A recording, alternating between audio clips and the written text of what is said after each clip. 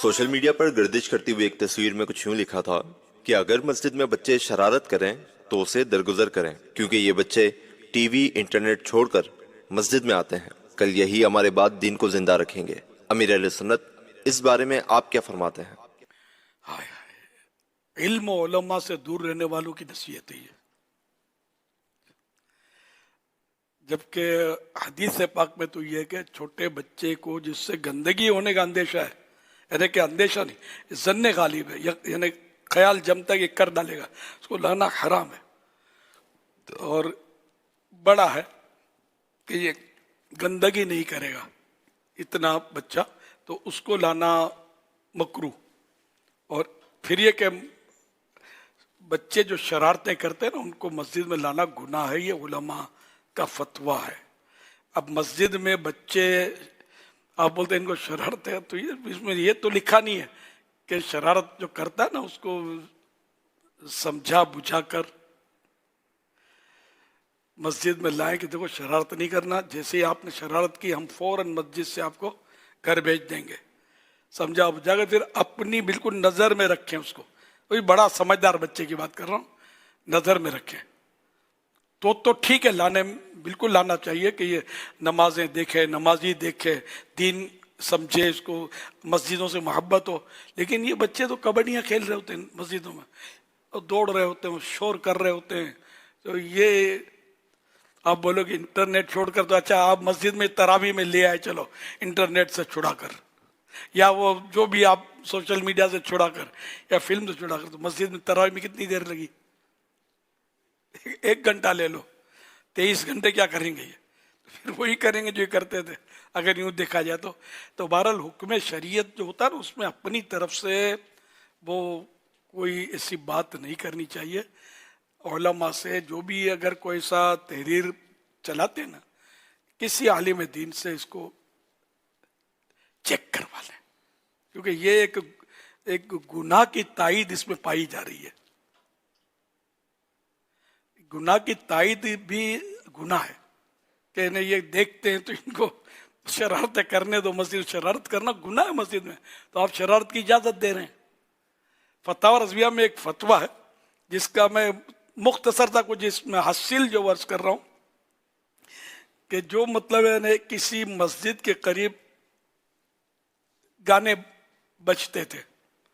تو اب اس کو کیا کریں؟ تو یہ معاملہ کورٹ تک پہنچا، مسجد کے بعد جو گانا بجاتے تھے نمازوں کے ٹائم پہ، اب وہ مسلم شاید نہ ہو، غیر مسلم ہو، تو اب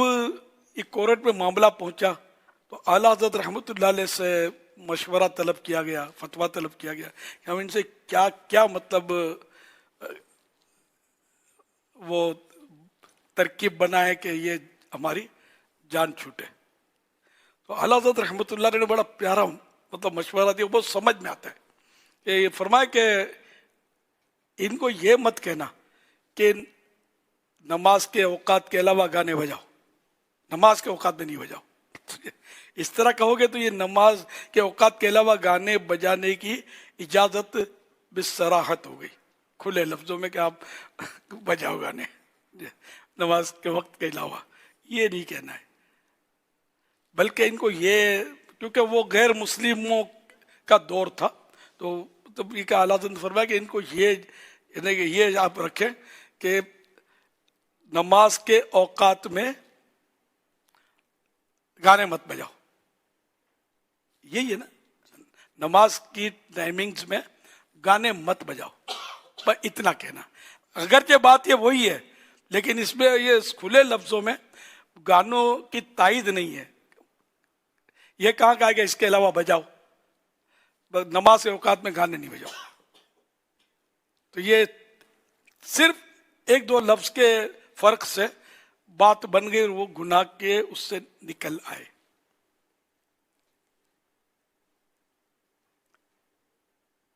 یا کسی کی مطلب ایک مثال فتح رضویہ میں اور بھی بڑی سمجھنے کی، جو کفریہ کلمات کے بارے میں سوال جواب میں اس طرح کی ہے، اس کو میں اپنے لفظوں میں عرض کرنے کی کوشش کرتا ہوں کہ گاہک آیا دکاندار کے پاس، دکاندار مسلم ہے، گاہک غیر مسلم ہے، تو اس نے مطلب وہ کوئی بیٹھا ہوا، کوئی سودا ہو رہا ہو، کوئی دیر ہو گئی ہوگی، تو اس نے کہا اچھا میں ذرا یہ باندھ کے رکھنا، میں اپنی عبادت کر کے آتا ہوں، اپنی عبادت، جو مطلب یہ نہیں، اس کو پتا تھا کہ یہ اپنی عبادت، اس کی عبادت کیا ہے، غالباً پوجا، اپنی پوجا کر کے آتا ہوں، میرا یہ ٹائم ہے. تو اس کو اگر یہ کہا کہ ہاں جا پوجا کر کے آ جا، تو یہ کفر ہے کہ پوجا کریں گے، اس نے اجازت دی اس کو مطلب یہ نہ کہے کہ جا پوجا کر کے آ، اس کو یہ کہے کہ میں بیٹھا ہوا ہوں، انتظار کر رہا ہوں. اس طرح کے الفاظ کہے کہ وہ پوجا کی جو غیر خدا کی عبادت کی اس میں اجازت نہ پائی جائے. تو اس تھوڑے سے فرق سے بندہ کفر سے بچ جائے گا، تھوڑے سے فرق سے گناہ سے بچ جائے گا. یہ احتیاطیں کرنی ہے. کئی سال پہلے ایک بار وہ رات کو میرے گھر کے، جب پیر کالونی میں گھر تھا وہ علاقہ، تو کسی کی شادی کا کوئی مسئلہ ہوگا، تو بڑا مطلب ہے کہ طوفان بدتمیزی، کچھ دور سے اتنی آوازیں آ رہی تھی، سونا جاگنا سب دشوار، گانے یا پتہ نہیں کوئی بھنگڑا یا کوئی ہو رہا ہوگا، کوئی شادی کا فنکشن تھا. تو میں نے بھیجا، مطلب غالباً میں نے سمجھا کہ ان کو بھیجا کہ ان کو یہ مت بولنا کہ آہستہ آواز سے گانے بجاؤ، آہستہ آواز سے بجاؤ گے تو یہ اجازت ملے گی نا. ان کو یہ بولو جا کر کہ یا تو یہ بولو کہ گانے بند کر دو، تکلیف ہو رہی ہے، یا خالی اتنا کہ جیسے تکلیف ہو رہی ہے، شور ہو رہا ہے، لوگوں کو سونے دو وغیرہ. اس طرح مطلب یہ سمجھا کر بھیجا تھا کہ کسی طرح بھی گانے بجانے کی اجازت نہ پائی جائے. بھائی مسجد ہے، آہستہ بجاؤ گانا، تو گانے بجانے کی تو اجازت دے دی نا کہ آہستہ بجاؤ، زور سے بجاؤ، گناہ تو ہے نا یہ میوزک والا گانا. تو یہ اعلیٰ حضرت رحمۃ اللہ علیہ کے فتوے سے مجھے سمجھنے کو ملا. تو یہ اگر آپ کو یاد رہے تو یہ بہت کام آئے گا، آپ کو بہت سارے معاملات میں ترکیب بنے گی کہ یار میرے الفاظ سے گناہ کی اجازت تو نہیں جا رہی، تو وہ الفاظ پھر سوچ سمجھ کر بولنے کہ گناہ کی اجازت نہ جائے. صلو علی الحبیب صلی اللہ علی محمد.